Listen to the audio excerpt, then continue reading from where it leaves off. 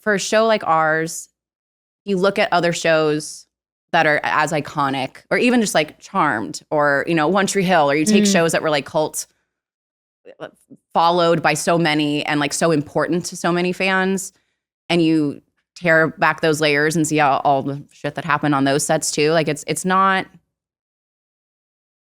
uncommon, and I think that we did a fairly good job considering all of the elements that we had going on. Yeah. Nothing's perfect. Yeah. That was incredibly well said. Exactly. I mean, it's just a lot of personalities, and it's Hollywood. It's like it's cool now. Like we've got like a group chat, and it's like, you know, we're all having kids, and like people are married, and it's like reminiscing back to like high school. Yeah. You know, Lindsay, are you part of the what group it feels chat? like. No. It's not like I'm not saying it's like we text every weekend. It's like milestones. We're in a group chat. You and I are in a group We'll chat. add Sasha. And Please do. Please do. wait, do you have the infamous? I do. Oh, Yeah, I What's do. the infamous? love it. Oh, you do that. The infamous tag. Yeah. I just remember one time I I don't know, Shay, like I was talking to Shay about like the scene she had to do last night. They were there for the whole night. It was a scene with you in an interrogation room with them. And I just remember Shay's face. She's like, damn, she can act. Like she was so impressed with me. Like you had like carried a scene in there. Nice. And I was like, oh damn. Because I hadn't gotten a chance to like work with you or see you do anything. And I will never forget her reaction. And I was like, oh, she is impressed. Because, you know, Shay was like very much that's nice to hear.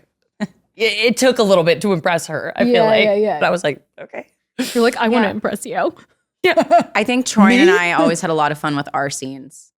It's hard to say like closeness too. Like I feel like I had something with everybody. Like, you know, obviously Shay and I were always making out. Right. You know? Right. Oh my goodness, that's right.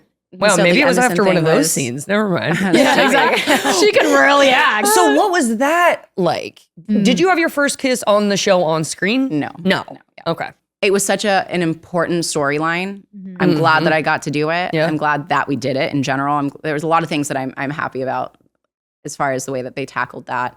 Even just the fact that like, you know, Emily's mom, like Pam, wasn't thrilled about it. It wasn't like, here's this, you know, it's all happy, you know, everyone's accepting. It's like, no, in reality, there's a lot of friction that happens in these situations. And so I'm happy that we gave light to certain things. And there was definitely a couple of mistakes made. However, as far as like the way that Shay and I interacted with it, it was very like, not awkward at all. It was just like It's easier to kiss a girl than a so guy much on easier to set. kiss a girl. Yeah, it really is.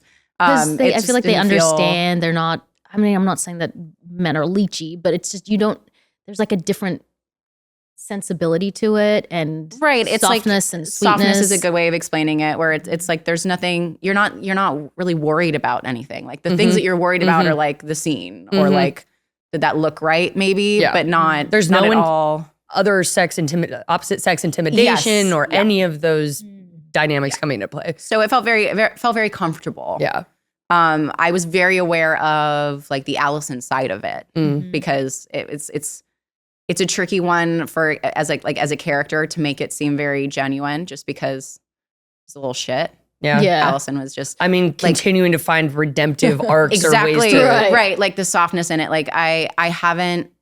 We were talking about like watching the episodes, right? Like if you watched all the episodes earlier, and it's one of those things to me where there was a point where I didn't watch all the episodes, but there's one where I proposed to Emily, and I fucking hate the way that scene turned out. Why? No one else would know because it's the only way that they know that scene. But it's a personal thing. I hate the way that like we went about how she was acting in that scene. Like I wish it should have been sweeter. It should have been like better prepared. I think like Allison should have done something different in that scene. And that's bugged me because it's such an important part of their storyline. Like it bugged me the way that their engagement happened. But that's like a personal thing. Yeah. No one else, I haven't seen anyone feel upset about that scene, but I know what it could have been. So it's like the nuances of Allison that I think. And then with the spinoff,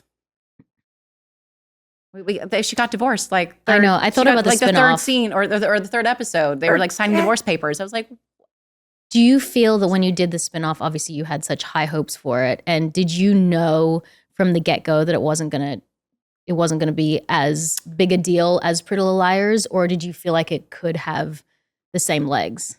I think it's one of those things where I was very hesitant to do it in the beginning, just in general, because at the end of the day, spinoffs, they're never as successful. Most of the time anyway, they're never as successful. I thought in the beginning, I thought that there was going to be a lot of things that could be super beneficial, and it unfortunately didn't turn out that way. I think that there were lots of mistakes made via storyline that would have made a huge difference. Like I think taking away Emerson so fast was like a massive mistake, both on what the fans deserved and on a business side. It was a very stupid decision. And I think that there was a lot of false confidence in it. That like, oh, well, Pretty Liars did well, this will do well. Right. Which is never the case. You always have to put effort into it. Right. And so I think there was a lot of like, oh, we'll just do what we always do, just not as hands-on. And I think it just kind of. Do you feel like they honored your characters going forward, or did they kind of dilute as it went? I think it was diluted. It felt very like old tricks, just not executed as well. Right. Did they pay you a ton to do it? Oh, I got, how many enemies do we want to make on one episode? Tell me how much. Because it's a big deal to go from like, you're the lead, this is your show now, right? And you've already proved that you're so great on another show that's a hit. So did they come with a lot of money, or was it?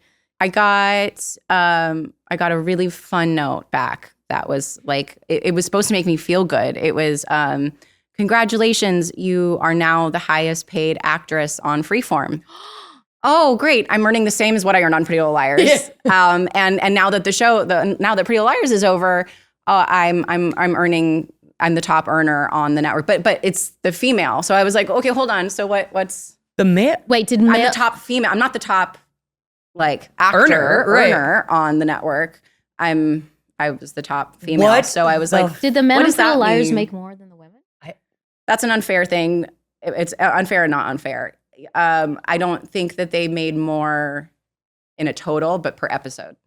I don't think fans really understand, because they think that people become so rich off shows like Pretty Little Liars that even the girls, I remember they said that I can't remember the 4th season or 5th season, they all went in together to go and get a pay rise, because once you've been paid, you pay your manager, your agent, your lawyer, 26%. Then you pay $5,000 for your publicist. You're getting, and then tax. You're getting like 30% of what you make, which again is better than minimum wage. But it's not a lot of money, right?